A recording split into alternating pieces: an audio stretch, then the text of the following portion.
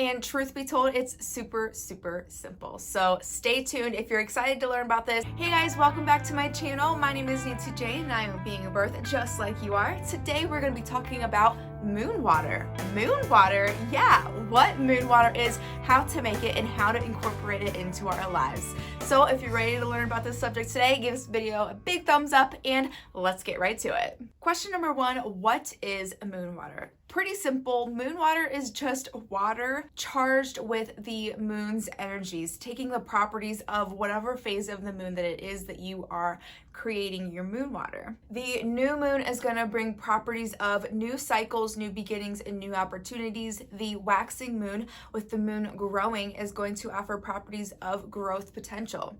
Then the full moon at its highest potential, as we remember charging our crystals up to their highest vibrations, this moon water is going to help us grow in whatever way needed and is really good for a backup plan to recharge your crystals when it's not a full moon. That's definitely a good way to utilize that. In the waning phase, the moon is getting smaller, so this is going to be properties of taking things away. Maybe you'll be able to use this water for cleanses, so taking negative vibrations, negative energies away. That'd be a good way to utilize that phase's water. There's a bubble. It was floating in my tea. Question number two, how do you make it? Super simple, because again, it's just water charged with the moon's energy. I personally like to put it in a big glass mason jar. I really don't like to keep it in plastic.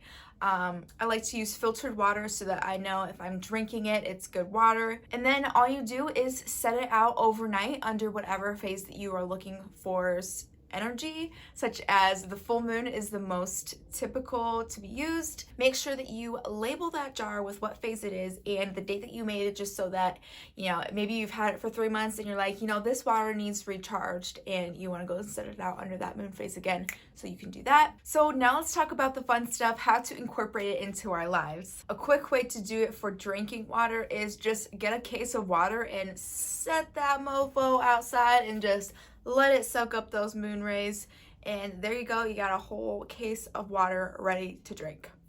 Bam. The best phases to use for that would be the full moon or the waxing, so that it is helping you at its fullest potential or helping you grow with your growth potential. The full moon is really great for charging your crystals, again, just by themselves under the full moon, or with that full moon water in a pinch. You know, if it's the middle of the month, you still got 2 weeks to that next full moon, but you've used this crystal and you need to use it again and it needs recharged. Go ahead and cleanse that with your smudge and then place it into moon water, and it's going to charge it right on up, back up to its fullest potential. Any cleansing work that you might have, the waning moon is really good for that, such as taking some water and putting it on the sides of your front door, cleansing the entryway into your home, cleansing some of the energies of your house as well, because again, that waning moon is taking away energy, going to be releasing that. Maybe if you have new moon water, every morning you could take a little dab, put it right where your third eye is, so that you have more opportunity for intuition and guidance to come to you from the universe, as well as a full opportunity for this new day to bring in all of its potentials to you as well. If you're a woman and you have a menstrual cycle, you could do a menstrual blessing with your new moon water. Take that water and just throw it over your tummy, rub it on your tummy, and